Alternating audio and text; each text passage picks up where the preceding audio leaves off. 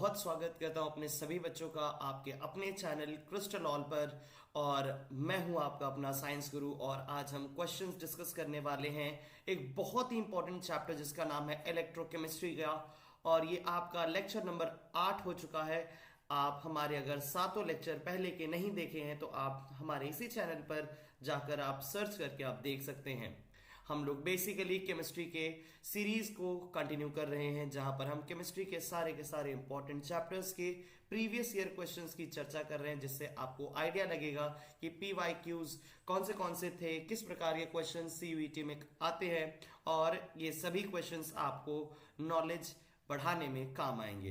तो चलिए आज शुरुआत करते हैं अपने वेरी इंपॉर्टेंट चैप्टर जिसका नाम है इलेक्ट्रो केमिस्ट्री का। और आपके सामने ये पहला सवाल, यहां पर आपके पास जो पहला सवाल है, which of the following statement is correct, इनमें से कौन सा स्टेटमेंट करेक्ट है। तो यहां पर जरा ध्यान दीजिएगा, यहां पर CuI2 इज नॉट नोन। बेटा यहां पर ध्यान से देखेंगे, CuI2 इज नॉट नोन, तो ये चीज बच्चे जो यहां पर पॉइंट है ये आपका गलत होगा, ठीक है। और अगर हम देखें Cu2I2 इज नोन, ये पॉइंट आपके लिए सही है। देन हम आगे बढ़े, अगर यहां से Cu+2 आयन ऑक्सीडाइजेस I-2I2, तो यहां पर आपका ये पॉइंट भी बिल्कुल सही है बेटा। और जो यहां पर लास्ट पॉइंट है वो इसी का कॉन्ट्रडिक्शन है, Cu+2 ion does not ionise I-2I2, तो ये आपका पॉइंट रॉन्ग है, ठीक है। इस हिसाब से अगर देखा जाए तो पहले का यहां पर जो ए ऑप्शन है that is B and C, ये आपका पॉइंट यहां पर करेक्ट हो जाएगा, ठीक है। सो आई होप कि आपको ये चीज अगर आप एलिमिनेट मेथड से आप करेंगे तब भी आपको यहां से रॉन्ग आंसर्स को आप हटा देंगे तो आपको आसानी से करेक्ट आंसर मिल जाएगा। नेक्स्ट क्वेश्चन की तरफ हम चलते हैं। बहुत ही आसान क्वेश्चन है, जिस भी बच्चे ने ये चैप्टर पढ़ रखा है उसके लिए आपको याद होगा E0 सेल का फॉर्मूला होता है बेटा RT/NF, RT/NF log base E और यहां पर रहेगा K। तो आइए बेसिक एकदम वही मेथड आप यहां पर इस्तेमाल करने वाले हैं। इक्विलिब्रियम कांस्टेंट आपको दिया गया है दैट इज 2 × 10⁻37। उसके बाद जिंक ये सॉलिड था, यहां पर कॉपर एक्वस था, जिंक ने डिस्प्लेस किया होगा कॉपर को और जिंक बन गया होगा Zn+2 और कॉपर बन गया Cu। और predict the spontaneity of cell and calculate E0 cell. आपको पता होगा बेटा, अगर E0 सेल अगर पॉजिटिव आ जाता है तो इसका मतलब वो ऑटोमेटिकली सेल्फ वो काम करेगा, यस। तो इस हिसाब से अगर हम यहां पर लेकर चले तो आपके पास यहां पर हम लेकर चले RT की वैल्यू। सबसे पहले यहां पर R की वैल्यू क्या आएगी 8.314। उसके बाद टेम्परेचर यहां पर आपको दिया गया है 298 केल्विन। कितना दिया गया बेटा 298 केल्विन यहां पर दिया गया है। लॉग बेस E और यहां पर equilibrium constant that is 2 × 10⁻37। Okay, this is the value and upon n। अब आप देखोगे बेटा n क्या होता है, n is the net electrons transfer. तो यहां पर आप देख सकते हो बेटा कि 2 इलेक्ट्रॉन का यहां पर लॉस हुआ है ना। तो यहां पर n की वैल्यू आपकी आ जाएगी 2 और f का मतलब क्या होता है बेटा Faraday, that is the charge of 1 mole of electron, है ना। That is 96,500 96500। और इसको जब आप सॉल्व करेंगे तो you will get the answer approximately 1.103 volt. So which is the correct answer as the B option that is self induce 1.103 volt. So the next question will be same to same जो method मैंने previous question में लगाया है, आप लोग उसी चीज को यहां पर आप अप्लाई करेंगे तो आपको यहां पर क्वेश्चन आपको सॉल्व करने पर आपको चीजें मिल जाएंगी। And you need to solve this question and predict the spontaneity. So you will get your answer that is automatically। और ये 2 बार ये क्वेश्चन इसलिए आ चुका क्योंकि ये 2 बार पेपरों में आया हुआ है, yes। और आप देख सकते हैं I think this option is automatically triggered and second option में भी ऑटोमेटिकली ट्रिगर्ड है, या फिर यहाँ टाइपिंग मिस्टेक हुआ होगा, तो ऑटोमेटिकली ट्रिगर्ड दोनों के दोनों ही यहाँ पर लिखा हुआ है। तो मतलब बेसिकली ये आंसर आना चाहिए दैट इज 1.103 और अपने आप ये काम करेगा क्योंकि E0 सेल की वैल्यू क्या आ रही थी बेटा पॉजिटिव आ रही थी। तो इस हिसाब से आपका ये क्वेश्चन आपका सही हो गया। Next question, what will happen an aqueous solution of copper sulfate is electrolyzed in the presence of platinum electrode। platinum electrode में अगर आप copper sulfate को अगर आप इलेक्ट्रोलाइज करोगे तो क्या चीजें होंगी, है ना। तो आप जानते हो बेटा, अगर कोई आपके पास एक एनोड है, आपके पास एक कैथोड है ना, तो एक एनोड है, एनोड का मतलब बच्चे ये कैसा होगा, ये पॉजिटिव होगा, है ना। तो एनोड क्या करेगा बच्चा, एनोड सल्फेट को अपनी तरफ खींचेगा, SO4 2- को अपनी तरफ खींचेगा, पर यहाँ पर पानी भी तो मौजूद है ना, एक्वस सॉल्यूशन यहाँ पर मौजूद है, तो यहाँ पर OH- भी इसको अपनी तरफ OH- को भी अपनी तरफ खींचेगा, ठीक है। वहीं आपके पास कॉपर है Cu+2, ये कैथोड की तरफ रन करना शुरू कर देगा, कैथोड की तरफ रन करना शुरू कर देगा। तो अगर हम देखें यहाँ से कौन सा ऑप्शन आपका जो है, जो सूट कर रहा है इस क्वेश्चन को, यस, तो आइए यहाँ पर देखते हैं। Copper will deposit at cathode, ये बिल्कुल सही पॉइंट हो गया।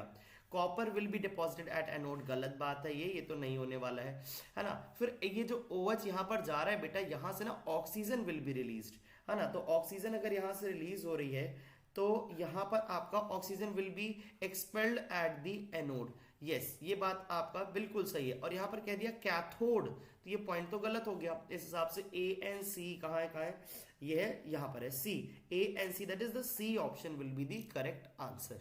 आई होप आपको ये बात भी समझ में आ गई होगी। Next question, which one of the following is a cathodic reaction in a fuel cell. तो आपने बेटा फ्यूल सेल पढ़ा होगा, जो कि बहुत ज्यादा इंपॉर्टेंट होता है किसी भी स्पेस मिशन के लिए, इसी का इस्तेमाल किया जाता है। तो यहाँ पर आपको ये ध्यान रखना होगा कि जो आपकी फ्यूल सेल है, वहां पर कैथोड की जो रिएक्शन होती है, दैट इज O2 + 2H2O, यहाँ पर ये 4 इलेक्ट्रॉन्स उठाकर 4 OH- में कन्वर्ट होता है, ठीक है ना। तो ये फ्यूल सेल आपके लिए एक बहुत ही काफी ज्यादा इंपॉर्टेंट टॉपिक होगा। Next question, standard hydrogen electrode आपने देखा होगा, the pressure of hydrogen required to make the potential of hydrogen electrode, उसी को जिसे हम स्टैंडर्ड हाइड्रोजन इलेक्ट्रोड कहते हैं, electrode 0 in pure water at 298 Kelvin, that is a completely theoretical question, so you need to remember this, that is 10 raised to power minus 14 atm, that is 10 raised to power minus 14 atm. Okay, next question, how many coulomb per mole are required to convert 1 mole of MnO4 to Mn+2। अब आप यहाँ पर ध्यान देखेंगे बेटा, आपके पास लिखा हुआ है MnO4-1, इसका मतलब Mn के ऊपर कितना चार्ज है, +7 चार्ज है। कैसे कैलकुलेट किया आशुतोष सर ने, तो यहाँ पर आप कह सकते हैं x, और उसके बाद क्या करना है, ऑक्सीजन का -2 × 4 बराबर -1, तो x यहाँ पर -8 बराबर -1, so x is equal to 8 - 1, you will get the answer, that is 7। So I hope you are clear, that is +7 से होगा बेटा। ये किस में कन्वर्ट हो रहा है बच्चा, ये कन्वर्ट हो रहा है Mn+2 में। ओके, सो यहाँ पर जो आपका जो चेंज आया है वो कितना आया बेटा, वो आपका आ चुका है +5 का, कितना आ गया, +5 का, ठीक है। ओके, सो यहां पर जैसे आपके पास +5 का यहां पर डिफरेंस आया, तो हमने कहा कि दैट इज द 5 इलेक्ट्रॉन्स। अब एक मोल ऑफ, अगर आप एक मोल की बात कर रहे हो तो 5 मोल ऑफ इलेक्ट्रॉन्स हो गए, 5 मोल ऑफ इलेक्ट्रॉन्स, और एक मोल के इलेक्ट्रॉन का चार्ज कितना होता है, 96,500। तो जब आप इसको मल्टीप्लाई करोगे बेटा, तो आपको आंसर मिल जाएगा 482500। So that is the correct answer will be the D option. That is the D option. All right. So D option will be the correct answer. Next question. Amount of charge required to obtain 2 moles. अब यहाँ पर ध्यान दीजिएगा, जैसे यहाँ पर हमने क्या किया था, ये आपका Mn+2 from MnO4, ये +7 से +2 पर आना है, मतलब 5 इलेक्ट्रॉन्स का डिफरेंस आएगा, और ये भी 2 मोल बोल दिया, तो इसका दुगना कर लो, 5 का दुगना कर लो, कितना हो गया, 10। और जब मोल्स के बारे में बात कर दिया तो इलेक्ट्रॉन ना बोलकर हम फराडे बोल देते हैं, so the correct answer will be 10 Faraday. So this is a very important type of question, ये आपके पेपरों में कई बार पूछा जा चुका है। Next question, the cell reaction taking place at the anode in the electrolysis of aqueous NaCl solution is, यहां पर अगर आप ध्यान दें तो that will be the B, क्योंकि आप यहां पर ध्यान से समझेंगे बेटा, एनोड कैसा होता है बेटा, एनोड कैसा होता है बेटा, एनोड होता है पॉजिटिव। तो क्या होगा, जब पॉजिटिव की तरफ ऑब्वियसली सर NaCl में से Na+Cl- में से क्या होगा, Cl- पॉजिटिव वाले की तरफ रन करेगा, यस, और वहां से क्या पाएगा, इलेक्ट्रॉन्स उठा लेगा। तो इलेक्ट्रॉन्स उठाएगा, Cl ने अगर इलेक्ट्रॉन्स उठा लिए तो क्या हो जाएगा, it will become chlorine gas, हाँ या ना, यस। मैं मानता हूं यहां पर Cl- था, इसने एक इलेक्ट्रॉन उठाया तो पहले Cl बनेगा, पर अगर ऐसा 2 बार हुआ है ना, मतलब ऐसा 2 बार हुआ तो क्या हो जाएगा, वो Cl2 गैस बन जाएगा। आई होप आपको मेरी बात समझ में आ गई होगी। तो 9th का जो बी ऑप्शन है that is the correct answer. Next question पे हम आगे चलते हैं। Okay okay next. So question number 10, the standard reduction potential of Sn+4। अब यहाँ पर आप ध्यान दोगे, एनोड में आपके पास एनोड वाली चीज को आप लेफ्ट में लिखते हो, कैथोड वाली चीज को आप राइट में लिखते हो, ठीक है ना। तो आपके पास लेफ्ट तरफ में आपका एनोड रहता है, राइट साइड में आपका कैथोड रहेगा, और एनोड पर होगा ऑक्सीडेशन। यस, एनोड पर क्या होगा बेटा, ऑक्सीडेशन होगा। तो आइए ऑक्सीडेशन देखा जाए जरा। ये देखिए, एनोड पर ऑक्सीडेशन होना चाहिए, एनोड पर क्या होना चाहिए, ऑक्सीडेशन होना चाहिए, और कैथोड पर क्या होना चाहिए बेटा, रिडक्शन होना चाहिए। क्या होना चाहिए, रिडक्शन होना चाहिए। तो आइए जरा देखते हैं कि कहां पर ऐसा हो रहा है। लेफ्ट साइड में एनोड हो, राइट साइड में कैथोड हो, एनोड पर होना चाहिए ऑक्सीडेशन, कैथोड पर होना चाहिए reduction. So let's have a look. यहां पर अगर आप देखोगे, सो आपका ये देखिए, यहां पर 0 से हो रहा है +3, मतलब हो रहा है ऑक्सीडेशन, +2 से हो रहा है +4 से हो रहा है +2, दैट इज रिडक्शन। इधर है आपका एनोड, इधर है आपका कैथोड। सो आपका जो करेक्ट आंसर हो गया बेटा, वो कौन सा हो गया, सी ऑप्शन हो गया आपका करेक्ट आंसर। नेक्स्ट क्वेश्चन पे हम आते हैं। फ्यूल सेल का इस्तेमाल कहां किया जा रहा है, मरकरी सेल, लेक्लैंचे सेल का इस्तेमाल, निकल और कैडमियम सेल का इस्तेमाल कहां किया जा रहा है। Yes, this is cell, okay, this cell, okay. तो अगर हम यहां पर बात करें तो आपका जो क्वेश्चन है, ये पहले का फ्यूल सेल का इस्तेमाल, यहां पर आप देखेंगे सेल रिएक्शन है ना, सेल रिएक्शन में आपके पास आ गया। और उसके बाद जो आपका मरकरी सेल है, गिव्स स्टेडी पोटेंशियल। ये काफी अच्छा सेल होता है जिसमें एक प्रॉपर अच्छा पोटेंशियल आपको देखने को मिलता है, एक रेगुलर पोटेंशियल देखने को मिलता है। तो यहां पर आपके पास बी का हो गया चौथा ऑप्शन, बी का क्या हो गया, चौथा ऑप्शन। और सी का लेक्लैंचे सेल इज रिचार्जेबल सेल, और डी का हो गया बेटा दैट इज लेक्लैंचे सेल में ये आपका नाना, ये लेक्लैंचे सेल जो होगा ये रिएक्शन ऑन द एनोड वाला है, रिएक्शन, क्योंकि ये आपका रिचार्जेबल नहीं है। अगला वाला निकल कैडमियम वाला जो है, निकल सेल जो होगा ये रिचार्जेबल, ये सेकेंडरी सेल का एग्जांपल है ना। तो ये आपका डी जो है ये फर्स्ट पे जाएगा, डी जो है ये फर्स्ट पे जाएगा, ठीक है ना। तो सी वाला जो लेक्लैंचे सेल है वो रिएक्शन ऑन दी एनोड पर जाएगा। इस हिसाब से हम देखें 4 3 2 1, तो आपके पास पहले 3 4 है, 3 4 फिर 2 1 है, तो 3 4 2 1 है। अच्छा ये रहा, तो आपका C option is the correct answer, ठीक है ना। Okay, 3 4 2 1, okay. आई होप आपको ये क्वेश्चन भी समझ में आ गया होगा। Next, CU functions in CuAg electrochemical cell. Electrochemical cell जो CuAg वाला होता है उसमें Cu किस चीज का काम करता है बेटा, तो Cu वहां पर एनोड का काम करता है, वहां पर एनोड का फंक्शन दिखाता है, ठीक है ना। नेक्स्ट क्वेश्चन पर हम आ जाएं 13 पर।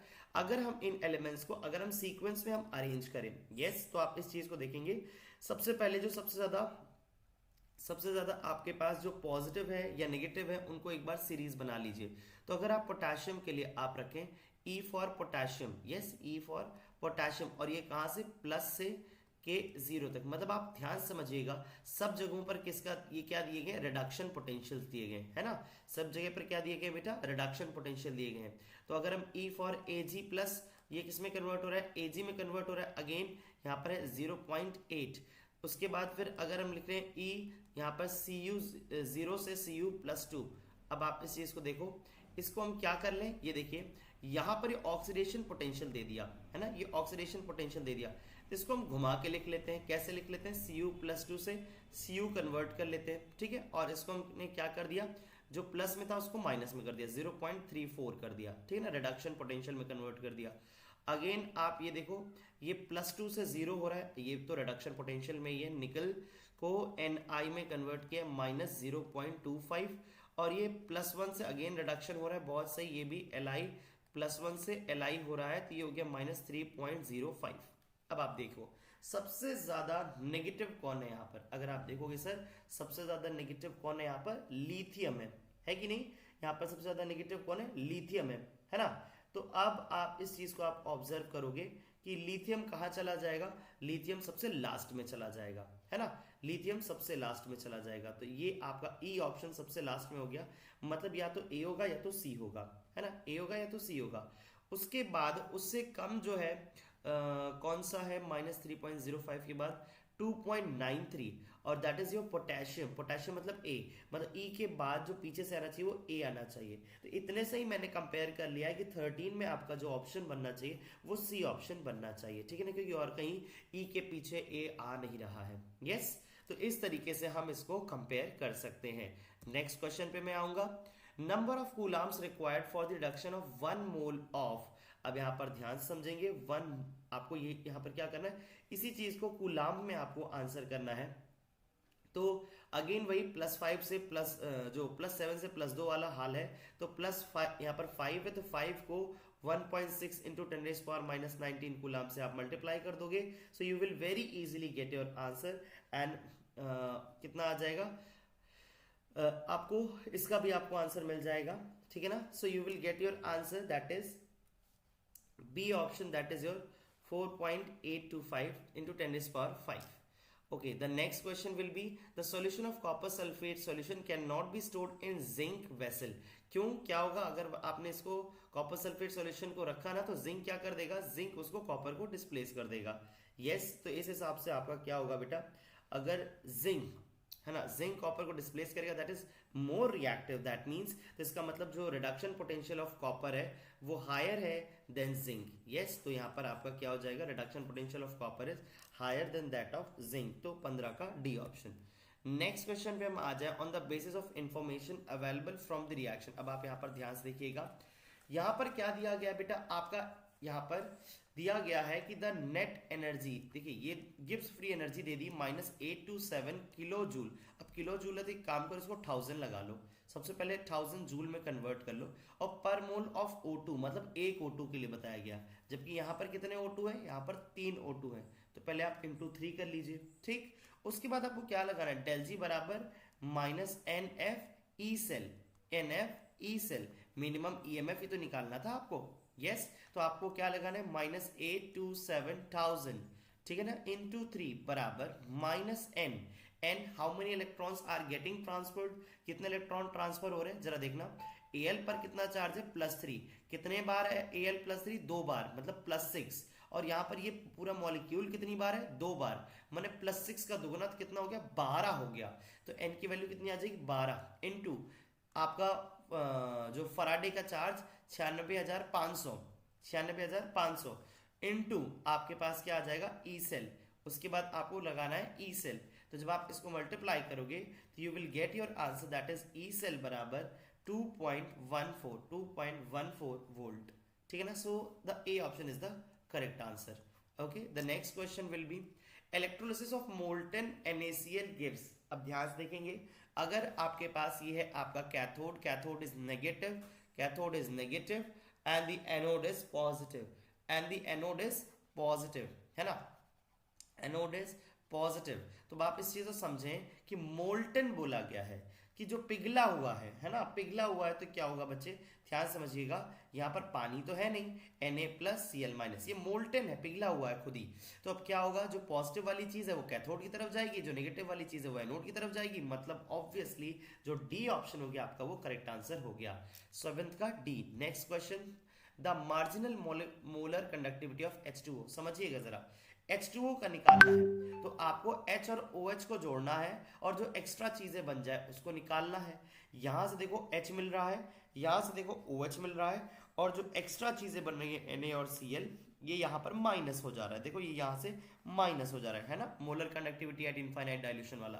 तो इस हिसाब से आपका यहाँ पर जो बी ऑप्शन है वो आपका बिल्कुल सटीक है, और कोई ऑप्शन इसमें सेट नहीं हो रहा है, ठीक है ना। पानी के लिए चाहिए तो आपको H+ मिले और OH मिले, और जो एक्स्ट्रा चीजें हो वो माइनस हो जाए। आई होप आपको मेरी बात समझ में आ गई होगी। Next question, a small amount of CaF2 is added for the electrolysis of soluble Al2O3 in fused cryolite। तो क्या फंक्शन होता है बेटा इसका, इसका फंक्शन क्या होता है जरा देखेंगे। To reduce the rate of oxidation of carbon at anode, नहीं ये नहीं होता। टू एक्ट एज कैटलिस्ट, ये भी नहीं है। To make the fusion mixture a conductor, हाँ जी हाँ, ताकि कंडक्टिविटी अच्छी हो जाए, यस, और आप इलेक्ट्रोलिसिस अच्छे से कर पाओ, इसके लिए आपका जो है CF2Al2O3 में डाला जाता है, ठीक है ना। सो आपका यहाँ पर सी ऑप्शन हो गया। और lowering the fusion temperature of the melt, fusion temperature जो है मेल्ट का वो कम हो जाए इसके लिए इस्तेमाल किया जाता है। तो C&D ऑप्शन, ये रहा डी ऑप्शन है। यस, C&D इज यहाँ पर है आपका D option. So I hope आपको ये चीज समझ में आ गई होगी। Next question, a cell was prepared by immersing a copper rod in CuSO4 solution and a SN rod in SnCl2 solution. If standard electrode potential of Cu plus 2 Cu is given and Sn is also given, then the EMF of cell is. अब आप ध्यान से समझेंगे क्या होगा। Who will act as cathode and who will act as anode? Copper will act as cathode. Copper will act as cathode, and the Sn will act as anode according to the electrochemical series. ठीक है, electrochemical series के according. तो अब आप बता दो sir EMF of cell कैसे निकालते हैं। ईएमएफ ऑफ सेल निकालते हैं ई कैथोड माइनस ई एनोड, ई कैथोड माइनस ई एनोड। और ई कैथोड माइनस ई एनोड होगा तो क्या होगा बच्चा, ई कैथोड में आपका आंसर आ जाएगा 0.34, 0.34 वोल्ट माइनस माइनस ई एनोड कितना हो गया 0.14, ठीक है ना। तो अगर आप 0.34 माइनस माइनस प्लस 0.14 आप करोगे, सो you will get your answer 0.314448। So A option will be the correct answer. So I hope आपको इस कम टाइम में हमने काफ़ी अच्छे क्वेश्चंस कराए और आपको काफ़ी अच्छी नॉलेज सीखने को मिली होगी। और इसी तरीके से अगर आप हमारे चैनल से जुड़े रहेंगे तो आपको रेगुलरली हम केमिस्ट्री के इम्पॉर्टेंट प्रीवियस ईयर क्वेश्चंस कराते रहेंगे, जिससे आप डेफिनेटली अपने CUET में बहुत ही अच्छे स्कोर से आप स्कोर कर पाएंगे और बहुत ही बेहतरीन नंबरों के साथ CUET क्रैक करके अपने मन चाहे कॉलेज को आप सेलेक्ट हो पाएंगे। आइए इसी के साथ आज के सेशन के लिए बहुत बहुत शुक्रिया सभी बच्चों के लिए जिन्होंने हमारा सेशन ज्वाइन किया। और आप सभी लोगों से गुजारिश है कि अगर आप हमारे फ्री चैनल को ज्वाइन करना चाहते हैं, फ्री बैच को आप ज्वाइन करना चाहते हैं, तो आप हमारे इस नंबर पर आप हमें मैसेज कर सकते हैं, जिससे आपको फ्री बैच में ऐड कर दिया जाएगा और आपकी प्रिपरेशन जिम्मेदारी होगी हमारी। अपना ध्यान रखें, खुश रहें और जमकर पढ़ाई करें। मिलते हैं अगले लेक्चर में। Goodbye everyone.